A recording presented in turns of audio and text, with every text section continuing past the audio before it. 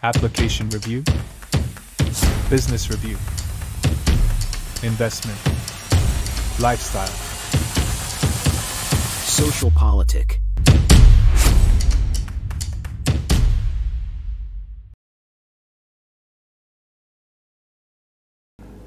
Halo Bapak Ibu, saudara-saudari sekalian, lovers and haters, salam cerdas Indonesiaku. Jumpa lagi kita pada kesempatan kali ini.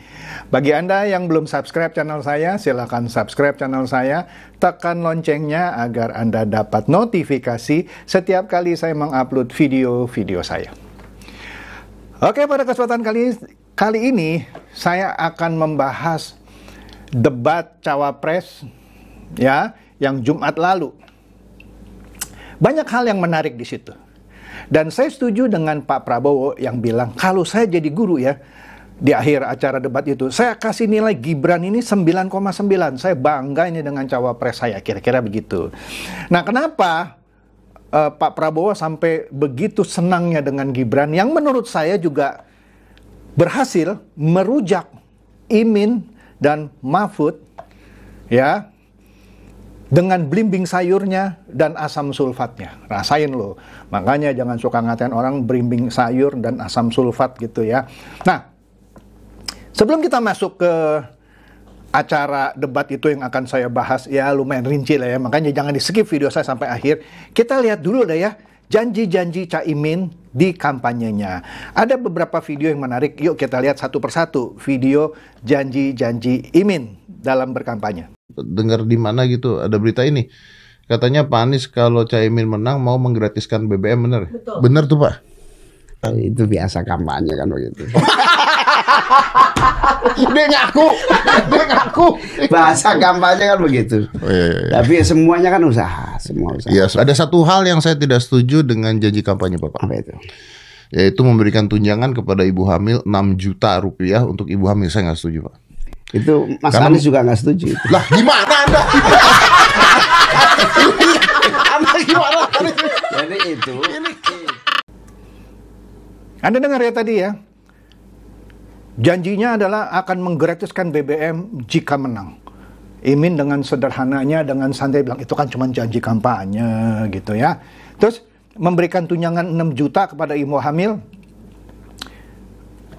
Deddy Corbuzier bilang saya nggak setuju tuh. Dengan ringannya Caimin bilang Pak Anies juga nggak setuju tuh. Kocak ya, kocak. Inilah janji-janji kampanye dari Caimin. Yuk kita lihat video berikutnya mengenai janji-janji juga soal kampanye. Oke, yuk ini dia. Tapi menjanjikan tidak ya Pak? Oh susah, nggak ada yang bisa. Jangankan kita. Nggak, kan berita-berita di luarnya. PBB.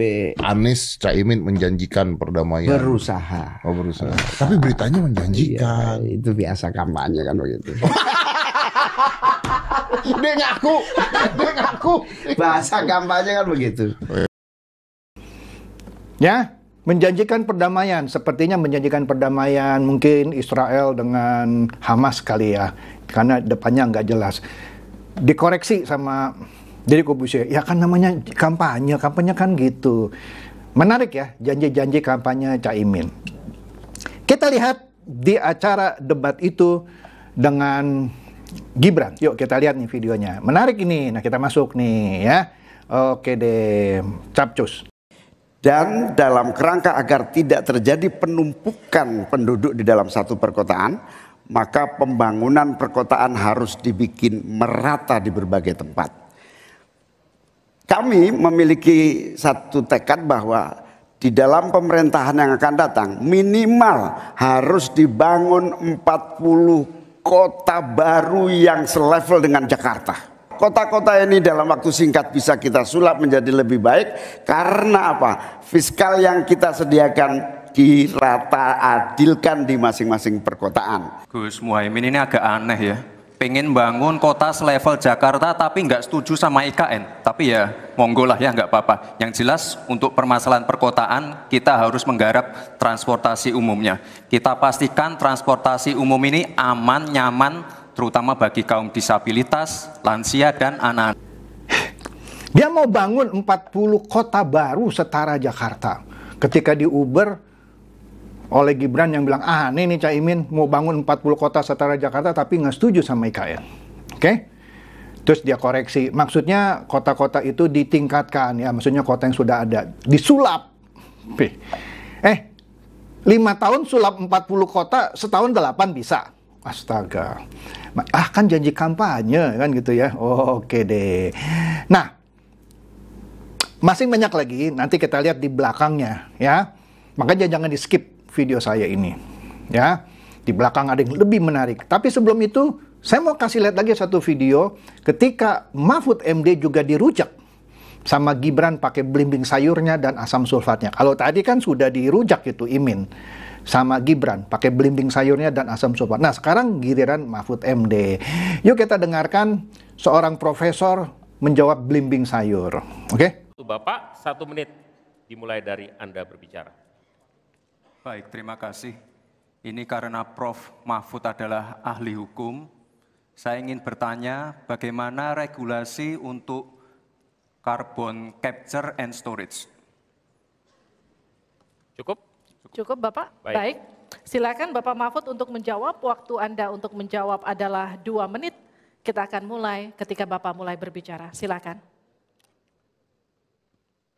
Baik, Mas Gibran yang terhormat, regulasi itu kalau orang ahli regulasi itu tidak harus spesifik satu persatu itu kecuali proyek pembuatan regulasi itu sudah ada, ya.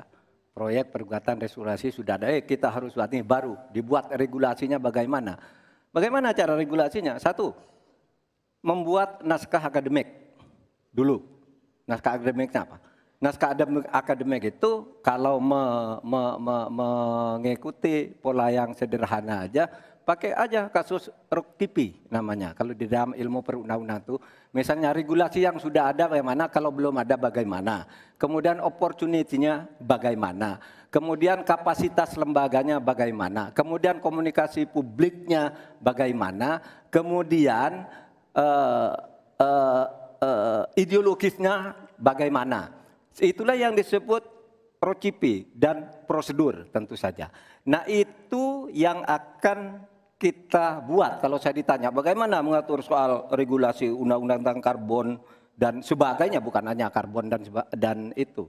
Jadi itu yang akan kita lakukan. Tetapi sebenarnya ya yang terpenting itu bagi saya apapun yang akan kita bangun itu kan harus ada sistem pengawasan keuangan. Barangkali Mas Gibran sudah tahu atau belum tahu juga karena ini baru. Pada tanggal 9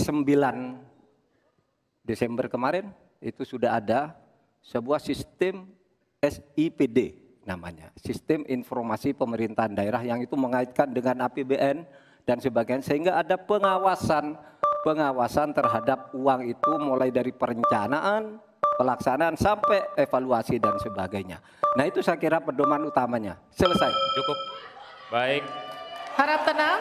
Masih belum Kita selesai. lanjutkan. Ini masih belum selesai nih. Kami berikan kesempatan kembali kepada Pak Gibran untuk menanggapi. Baik, terima kasih Pak. Kalau masalah SIPD ya tentu saya tahu Pak. Saya kan wali kota Pak. Saya pasti pakai SIPD untuk perencanaan anggaran kami Pak. Tapi kembali lagi ke pertanyaan saya Pak. Pak Prof. Mahfud menjawab 2 menit. Tapi pertanyaan saya belum dijawab sama sekali Pak. Apa regulasinya Pak untuk carbon capture and storage? Simple sekali Pak pertanyaan saya Pak. Mohon dijawab Pak. Dijawab sesuai pertanyaan yang saya tanyakan Pak. Nggak perlu ngambang kemana-mana Pak. Terima kasih. Baik, cukup ya Pak ya. Kita lanjutkan, silakan Pak Mahfud. Jadi begini Mas Gibran, di dalam ilmu hukum, misalnya saya tanya kepada Anda sekarang ya, bagaimana cara membuat aturan tentang antariksa nasional? Anda pasti tidak tahu. Jawab sekarang coba kalau pasti tidak tahu. Karena Harap tenang.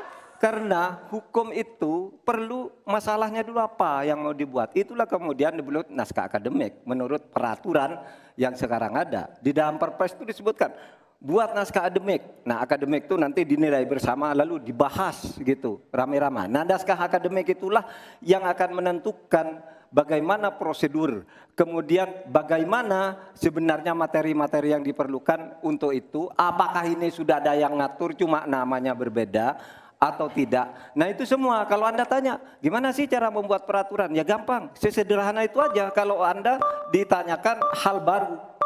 Jadi buat naskah akademik kita diskusikan. Nah itu sebuah prosedur karena Anda bicara membuat hukum.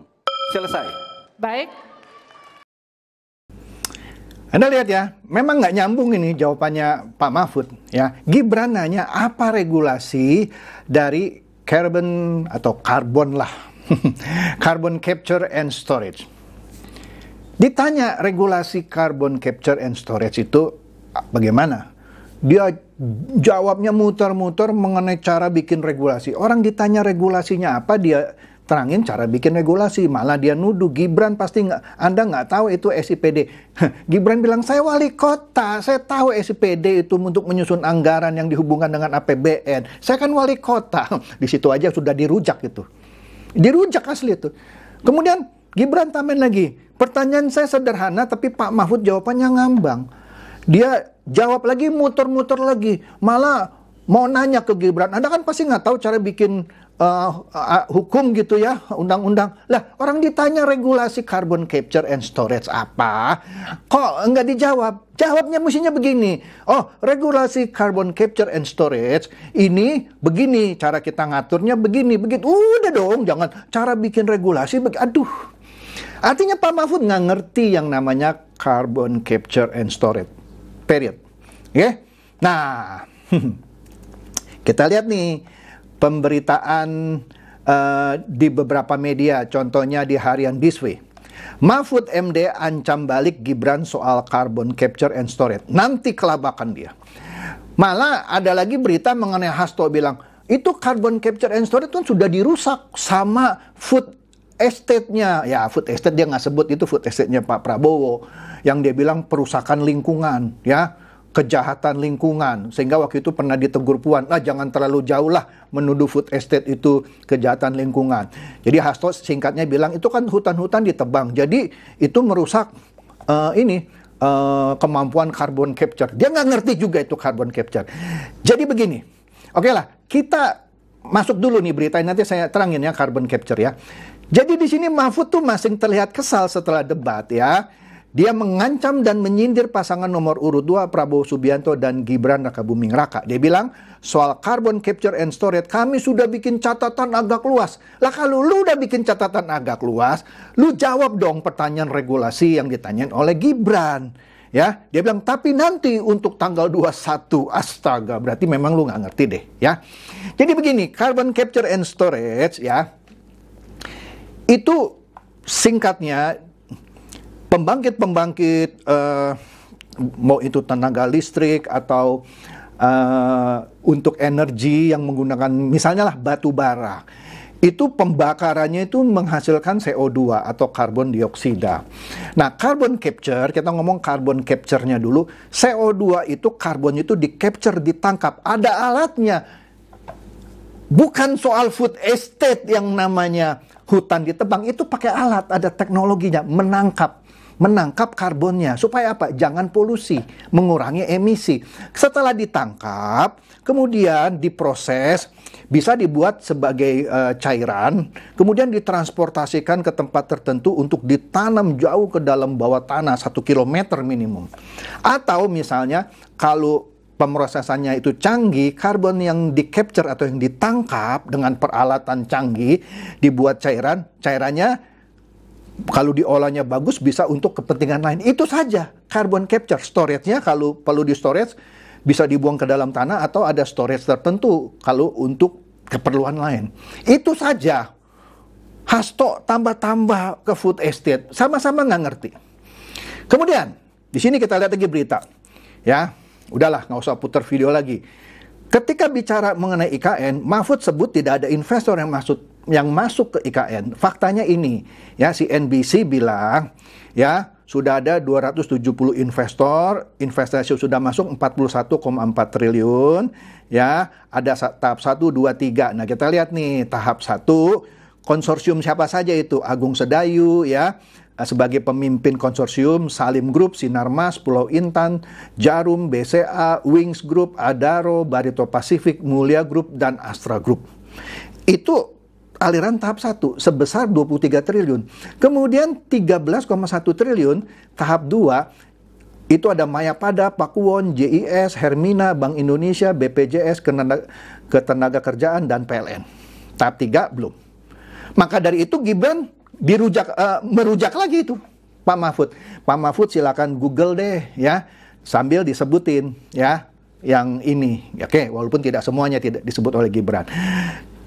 CNBC jelas tadi tabelnya ya sudah ada gitu ya.